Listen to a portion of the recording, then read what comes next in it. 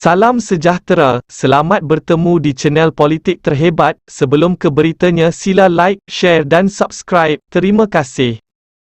Kuala Lumpur, Presiden UMNO, Datuk Seri Ahmad Zahid Hamidi, menyaran hujah Datuk Seri Najib Razak dan Datuk Seri Anwar Ibrahim ketika menyertai debat perdana malam tadi dijadikan kerangka kepada dasar negara. Beliau mendakwa, kombinasi idea kedua-dua pemimpin terbabit mampu menamatkan segala persoalan yang menghantui rakyat.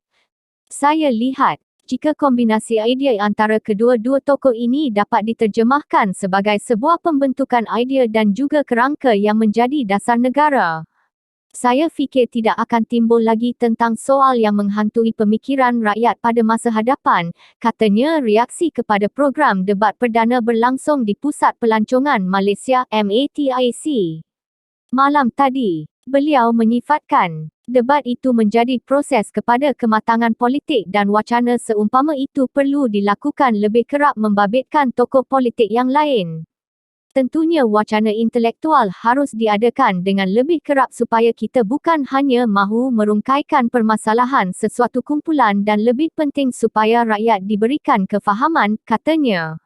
Debat di antara Najib dan Anwar menyentuh dua perkara utama iaitu usaha menyelamatkan syarikat minyak dan gas, Sapura Energi Berhad serta isu masa depan Malaysia merangkumi aspek ekonomi, politik, urus tadbir serta hala tuju negara. Sementara itu, Setiausaha Agong Dap, Anthony Lok, menyifatkan Anwar berdebat dengan lebih baik dan berjaya mematahkan hujah pihak lawan dengan cekap.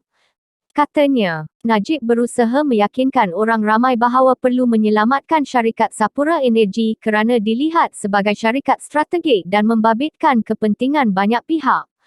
Anwar pula menegaskan perlunya akuntabiliti dan kebertanggungjawabан pihak pengurusan korporat terhadap kegagalan mereka dan kerajaan tidak seharusnya bailout mana-mana syarikat dengan sewenang-wenangnya, katanya.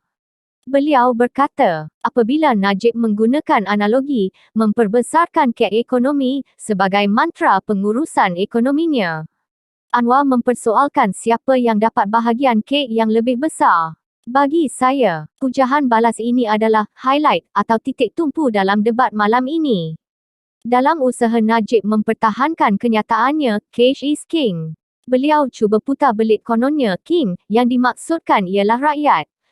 Saya tak faham logik ini dan Anwar pula dengan berani menyatakan bahawa cash is king ini akan menjadi masyarakat kita mempunyai dependensi sindrom yang mana golongan miskin akan sentiasa bergantung kepada golongan elit politik untuk bantuan dan terasa terhutang budi kepada mereka tanpa satu pendekatan jangka panjang memerdekakan mereka daripada masalah kemiskinan. Budaya debat ini memang satu usaha yang baik dan harus digalakkan di kalangan pemimpin politik dan diperbanyakkan terutama semasa kempen PRU15 yang akan datang. Kita perlu berusaha menyuburkan proses demokrasi di negara kita dan menggalakkan pemikiran kritis di kalangan rakyat Malaysia, katanya. Dalam reaksi yang lain, Naib Presiden UMNO, Datuk Seri Mohamed Al-Nordin, mendakwa jelas sekali hujah Najib lebih baik bukan saja dari segi aksi yang tenang tetapi hujah dan fakta yang kukuh ditambah visi yang jelas. Anwar pula silapnya terbawa-bawa sebagai pembangkang dalam debat kali ini. Gagal menangkap imajinasi penonton, katanya. Ahli Majlis Kerja Tertinggi UMNO, Datuk Dari Muhammad Puat Zarkashi, mendakwa debat malam tadi mendedahkan Anwar bukan material sebagai Perdana Menteri. Katanya, Anwar tidak ada penyelesaian terhadap isu yang dibangkitkan. Sebaliknya hanya retorik. Memang Anwar retoris. Dia semakin jauh daripada jawatan Perdana Menteri. Itu sebab Rafizi Ramli bertanding jawatan timbalan Presiden. Dia beri signal, selagi ada Anwar, selagi itu PKR semakin ditolak rakyat, katanya.